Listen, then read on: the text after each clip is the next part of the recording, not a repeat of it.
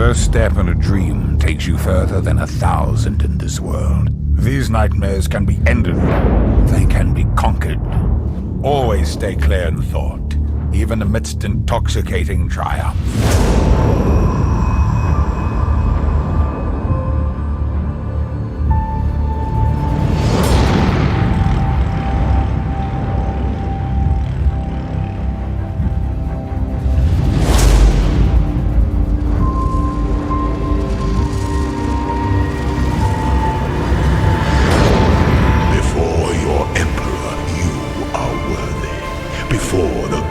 Of justice, you are worthy. Receive our blessings, embrace our gifts, and rise ascendant. For this is the ending that we all deserve.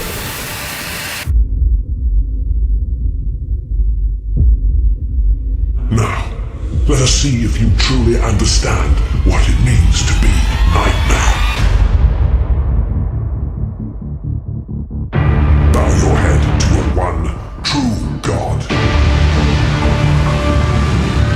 You and I are about to create the most beautiful of nightmares together. Let me show you what a real God can do.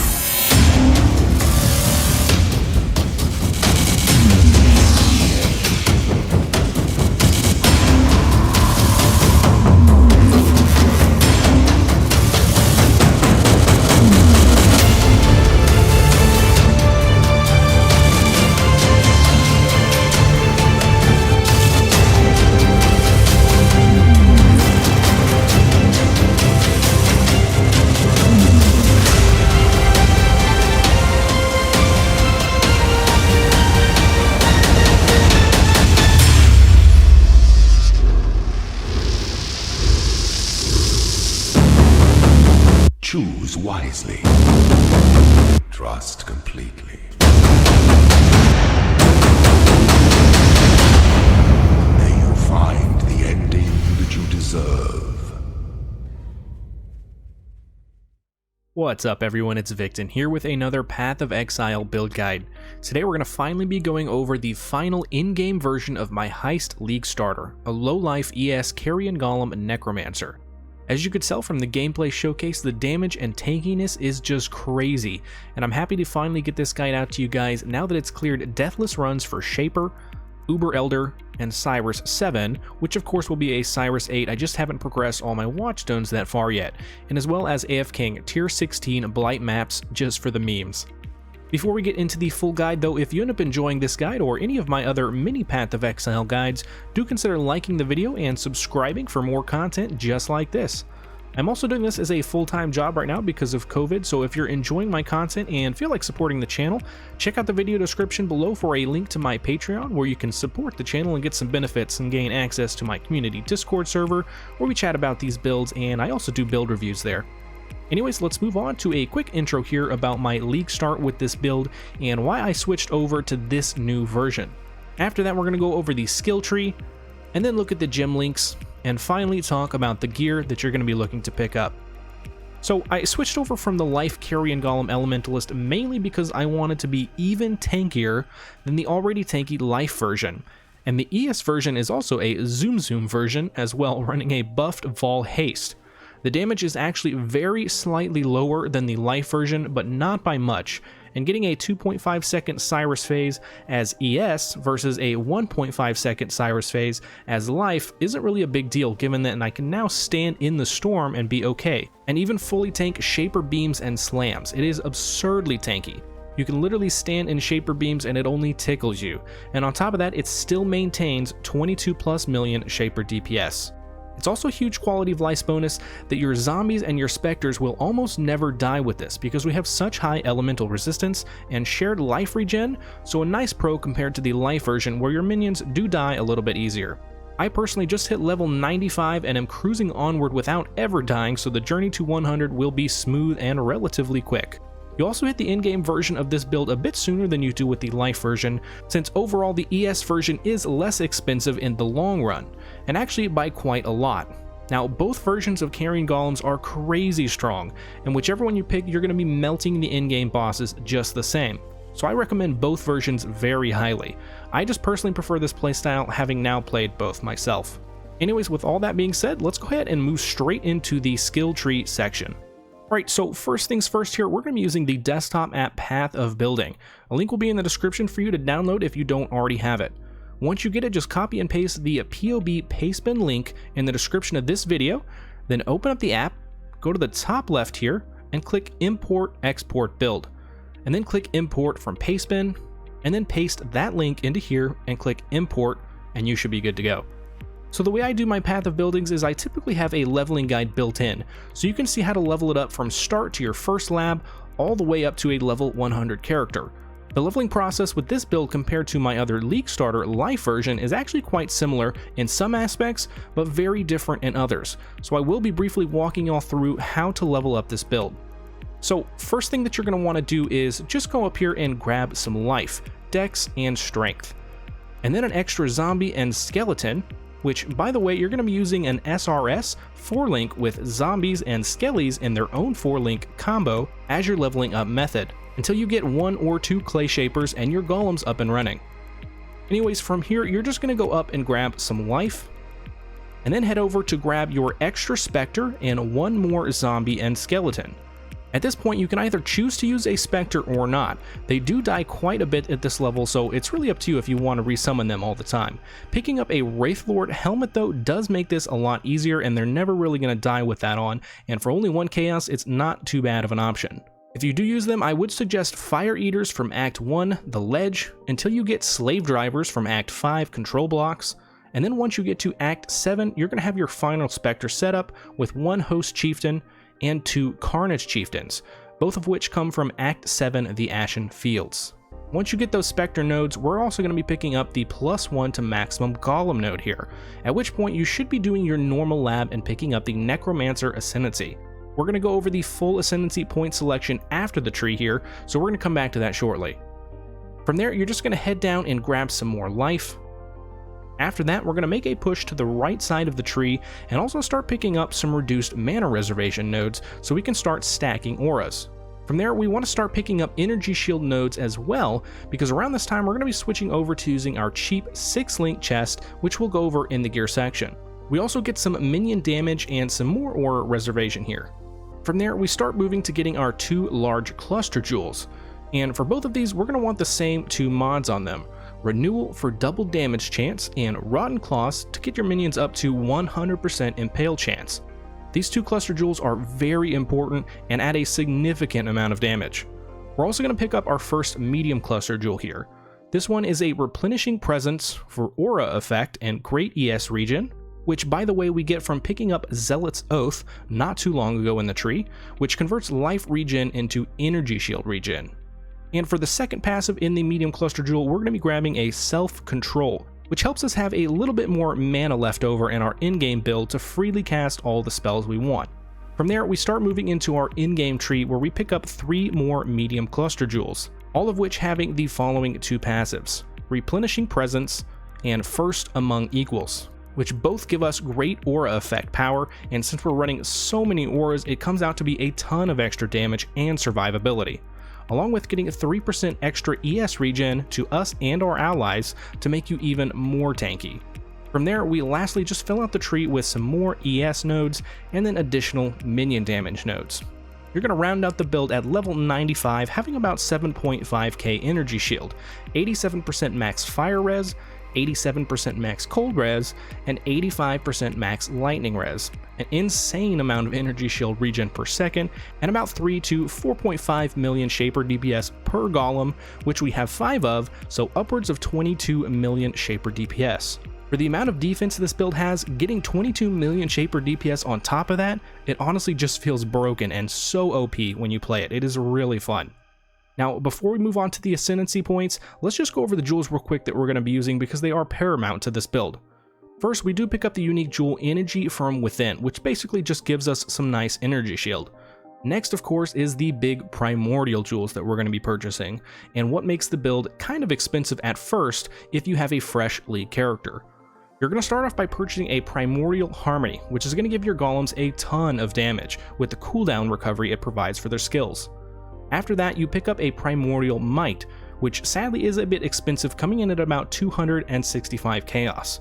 These make your golems aggressive, which ups your clear speed significantly.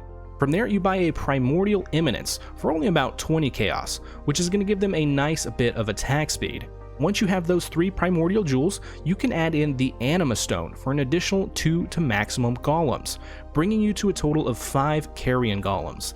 That is if you have a single Clay Shaper in your main hand weapon.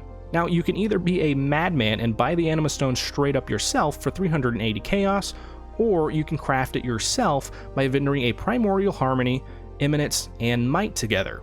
To craft it yourself at the vendor recipe, it's only going to cost you about 350, 40 to 50, so you're going to save about 30 to 40 chaos. So not too bad savings for just doing it yourself. Lastly, once you have your full tree filled in, you're going to have 1 extra jewel socket, so we end up picking up a second Primordial Harmony. Now for our Ascendancy, we're going to be going Necromancer instead of the common Elementalist. And that's because we get so much added damage from having so many auras up, being low life that is, and the damage actually evens out with getting more golems as an Elementalist. That being said, our first 2 points into Necromancer will be going into Mindless Aggression for some extra damage. Our next 2 points will be going into Unnatural Strength for +2 to all minion skill gems, which is a huge damage boost. For your Merciless Lab, you will have likely switched over to the low life ES version by this point, or will be switching over soon, so we're going to be picking up the Commander of Darkness for the insane damage boost. Lastly, for your Uber Lab, we're going to get Bone Barrier for a ton of defense with physical damage reduction, ES recovery rate, and a free Bone Armor skill that we're going to put on our left click for a free 2.2 damage shield every 5 seconds. Overall, Necro was the obvious pickup here and plays out very well for the build. And that is it for our skill tree section, so let's go ahead and move on to the gem setup. Now, for the Carrion Golem setup, we are going to be using 5 Carrion Golems on a Divergent Carrion Golem, which is an alternate quality for the gem which gives them 20% increased cooldown recovery rate, so a lot of extra damage. But do note here that a regular level 21 Golem with 20% quality is better than a 20/20 Divergent. It's only better to switch when you get that 21/20 Divergent version. Now for our links for Carrion Golem, we're going to go with a Divergent Multi-Strike, which gives us 10% increased attack speed. And we're going to get this because Awakened Multi-Strike is mad expensive, so go ahead and get that Divergent version until you can get your Awakened Multi-Strike. We're also going to get a Minion Damage, Brutality, Impale, and Melee Fizz, getting Awakened gems on all of those gems except Impale as you can afford them. For our gloves, we want the following gems, and specifically in this order as you see it here, it's very important to get the links right. It's a 3-link and a 1-link. You have Raise Spectre, Blood Magic, and Divergent Vitality, which gives us 20% increased damage to you and your minions. And then unlinked to that, you have an Anomalous Flame Dash, which gives you further dash travel speed, which is pretty nice. For your Spectres, like I mentioned earlier, you're going to be using 2 Carnage Chieftains, which gives you and your minions Frenzy charges, and 1 Host Chieftain, which gives, again, you and your minions Power charges. Both come from Act 7 in the Ashen Fields. Now for our boots, it's the same thing here. You need a 3-link and a solo 1-link in the bottom left-hand corner. We're going to go with Generosity, Dread Banner, and a level 14 Precision. Don't go above level 14 here. And lastly, a Purity of Lightning. For our helmet, we're going to have Animate Guardian, Maim, Feeding Frenzy, and Raise Zombies.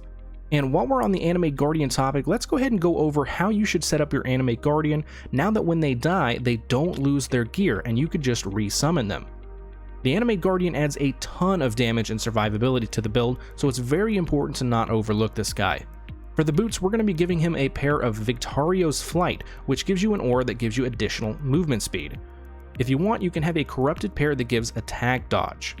For the gloves, we actually get a defense item here, not a curse anymore, at least for this Carrion Golem setup specifically. We just pick up a cheap pair of Southbound gloves for that extra life percent. For the helmet, we're going to give him a rare helmet with the mod -9 physical resistance to nearby enemies. You don't need any other stats on it, just that stat specifically. For the weapon, we do give him a Kingmaker, which gives us and our minions a whopping 50% crit multi, Culling Strike, and permanent Fortify. It's insane. Get this up and running as soon as possible. For our chest, we actually have a new addition here. We're going to be grabbing a Garb of the Ephemeral, which gives us a buff where we cannot be crit.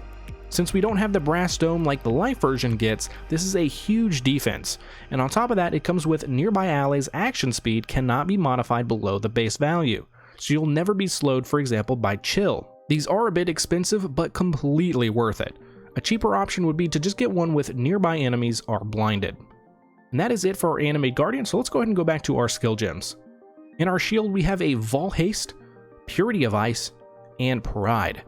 And in our weapon we have a Convocation, Divergent Flesh Offering, which gives an additional 10% attack speed, and Self-Casted Punishment. Lastly, we have 2 unset rings. In our first one we have Discipline, and in our second one we have a Purity of Fire.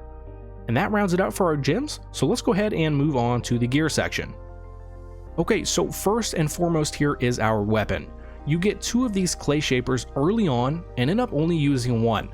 But this item is pretty huge. It's going to give you an additional Carrion Golem, which is a huge buff. It's basically 25% more damage. Now in my clay shaper, I was actually a bit sneaky here and bought one for 10 chaos that had 2 white sockets and 1 red socket.